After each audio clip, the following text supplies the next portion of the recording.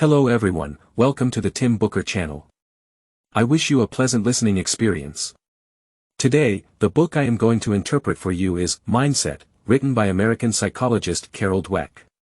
The Chinese version of this book is about 260,000 words long. I will spend about 20 minutes to explain the essence of the book to you. Life only happens once, and success or failure depends on a single thought. Growth is worth our lifelong effort. In life, we encounter various problems every day. Some problems can be easily solved, while others can be quite vexing. Due to innate laziness, people's first reaction to difficulties is fear and avoidance. This is actually a self-protective mechanism. However, different people react differently when it comes to solving problems. Some people may feel scared, but they will encourage themselves to bravely face the difficulties and not give up easily. On the other hand, some people may simply choose to escape, thinking that their abilities are not good enough and that their efforts would be in vain. So why do people have these two different reactions to the same difficulties? It is all due to the difference in mindset. In the book Mindset, Carol Dweck, a researcher in personality psychology, social psychology, and developmental psychology in the United States, who is currently a psychology professor at Stanford University, presents a more detailed interpretation. He has conducted decades of research on the psychology of success, and his research has received widespread acclaim. His book, Self Theories, has been selected as the annual best book by the World Education Federation and has become a global bestseller. In Mindset, he proposes that there are two types of mindset, fixed mindset and growth mindset, which can create different lives for us. He also tells us that what determines a person's success is not talent and ability, but the mindset we choose when facing difficulties.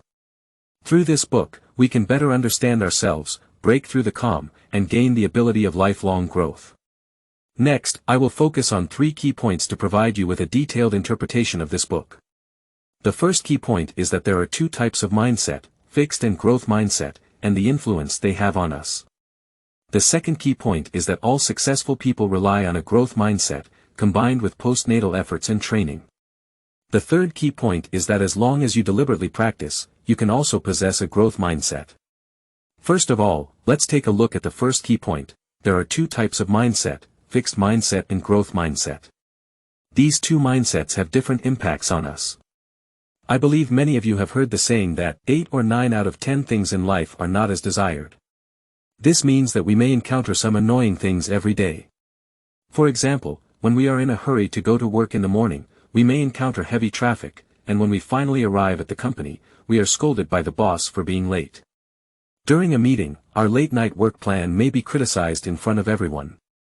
These unpleasant situations are something that every working individual may have experienced.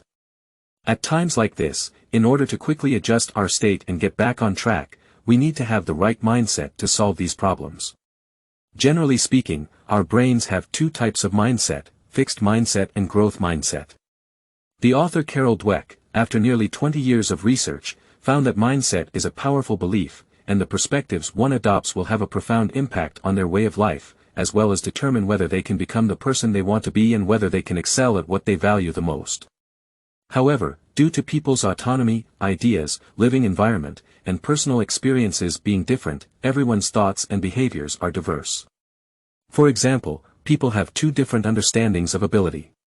One believes that ability is fixed and needs constant proof, which is called a fixed mindset. The other believes that ability can be changed and needs to be cultivated through learning, which is called a growth mindset. People with a fixed mindset tend to give up easily and lose confidence in themselves when faced with various challenges. For example, in the workplace problem mentioned earlier, they may find various excuses to defend themselves and even feel frustrated. On the other hand, people with a growth mindset tend to first look for reasons within themselves when facing similar issues. Their initial reaction will be to tell themselves that they should leave home earlier next time, communicate with their leaders before making plans, and try to find ways to improve and enhance themselves instead of complaining and worrying. So, different mindsets lead to different results.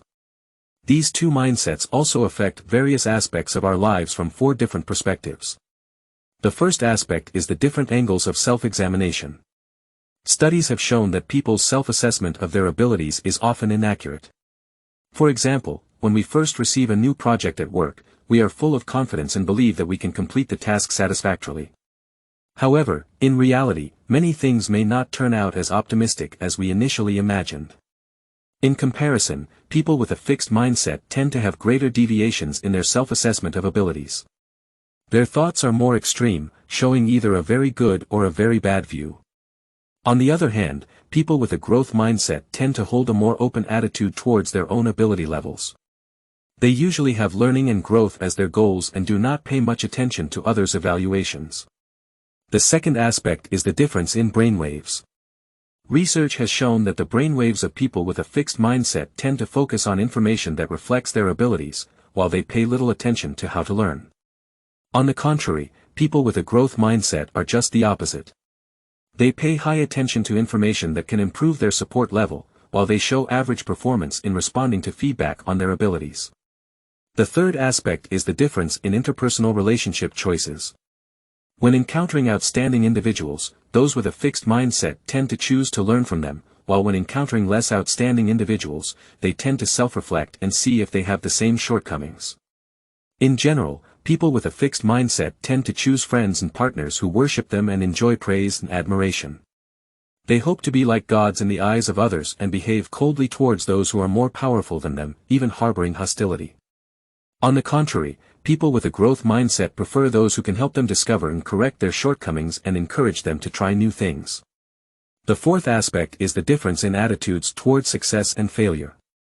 Many of us tend to turn failure from an action into an identity, especially those with a fixed mindset. They believe that smart people are naturally talented and can succeed without effort. Therefore, because all their efforts are seen as a result of their own shortcomings, it becomes a shame for them. In order to cover up their shortcomings, they would rather not touch things that expose their weaknesses and always stay in their comfort zone, refusing to make progress. Once a small problem arises, they will have deep self-doubt and label themselves as failures. People with a growth mindset, however, do not think this way. They firmly believe that abilities can be cultivated through learning. As each person's genes are different, even the most perfect genes need the help of the environment to fully unleash their potential. They are good at turning life's setbacks into future successes. Therefore, failure is just a small episode on the road to success for them. Knowing the difference between these two mindsets, we can easily conclude that people with a growth mindset are more rational and positive in solving problems. This makes it more favorable for them to improve themselves and become stronger. Moving on to the second key point, all accomplished individuals rely on a growth mindset and efforts in training to achieve success. As French writer Maupassant once said, genius is nothing but continual thinking. Everyone with a brain is a genius. In other words, the only difference between geniuses and ordinary people lies in their mindset. Those with a growth mindset are more likely to achieve success, and similar examples can be found in various fields of life. For a long time, people believed in talent and thought it was an innate ability. In fact, the concept of innate ability originated from sports. For a long period, many coaches and scouts were enthusiastic about discovering individuals who looked like athletes, as if they could easily complete a competition with agility and strong physique, without the need for hard training. However, in order to succeed, having the correct mindset is just as important as talent, and neither can be lacking.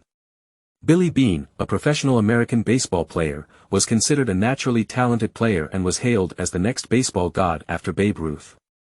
Even in his sophomore year of high school, he was already participating in the most challenging baseball league in the United States. He had extraordinary talent, but he had a fatal flaw, a lack of a growth mindset. He never allowed himself to fail and would become furious if he performed poorly. He couldn't face his own shortcomings. It wasn't that he was afraid of failure, but he didn't know how to deal with it. He never took the time to think about whether he should work hard to improve through practice. In his mindset, he was a genius who didn't need to make an effort. Only those who were born with insufficient abilities needed to work hard. This is a typical fixed mindset that trapped Beane with his extraordinary talent. It was only when he met his colleague Dexter, who had both talent and was incredibly hard-working, that he suddenly realized that the mindset was more important than talent. After his mindset transformation, everything seemed to have turned around. Eventually, as the general manager of the Oakland Athletics team in 2002, he led the team to win 103 games and obtained the division championship in one season. Similar examples can also be found in the business world. In 2001, one of the representatives of American enterprises at the time, Enron, declared bankruptcy, shocking the entire American business community.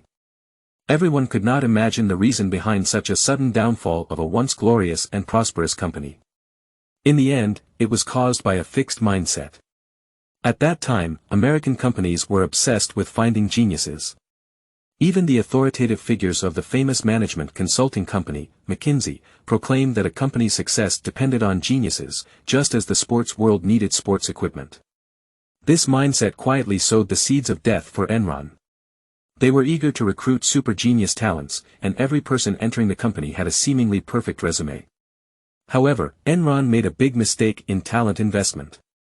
Their excessive focus on geniuses created a corporate culture that valued genius IQ. Every employee was not allowed to make the slightest mistake and had to appear flawless. Over time, the entire company fell into a fixed mindset, and no one was allowed to make mistakes. Even if there were flaws, they were hidden through deceit. But as human beings, no one is perfect. Everything was just self-deception. Eventually, Enron collapsed in the illusory world they had created, and a legendary era came to an end. In contrast, there is the well-known example of Jack Welch, the CEO of General Electric. Fortune magazine once commented on him, saying that in his era, he was the most respected and worthy CEO to learn from and emulate. He often went to the frontline assembly line to listen to workers' opinions. He placed great importance on teamwork and did not engage in self-worship. He was good at listening, trusting, and nurturing talents. Ultimately, these growth mindsets helped him turn General Electric into the most valuable company in the world step by step.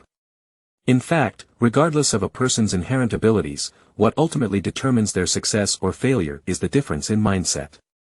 Knowing these changes, we understand that even geniuses are developed through efforts in training. Now, let's move on to the third key point.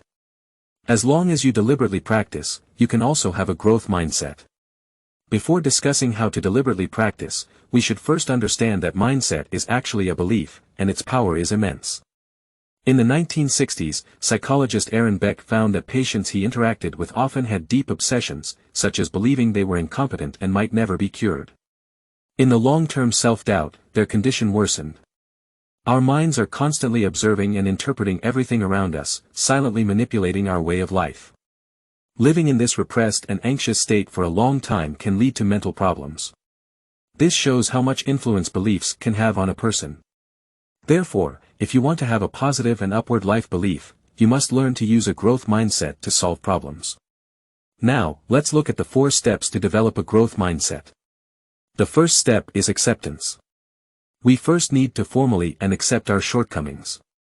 For example, if we used the wrong study methods and put a lot of effort into studying but still performed poorly in exams, when facing criticism from parents and teachers, we may know that our methods are wrong but are unwilling to admit it. Admitting it feels like telling everyone that we are stupid. In fact, each of us is a combination of a fixed mindset and a growth mindset, and we need to pay attention to the fact that a fixed mindset does not necessarily mean a bad mindset. In fact, its original purpose is to protect us from external harm and make us feel safe. So there is nothing to be ashamed of. Learn to accept it to analyze our mindset more rationally and strive to do better.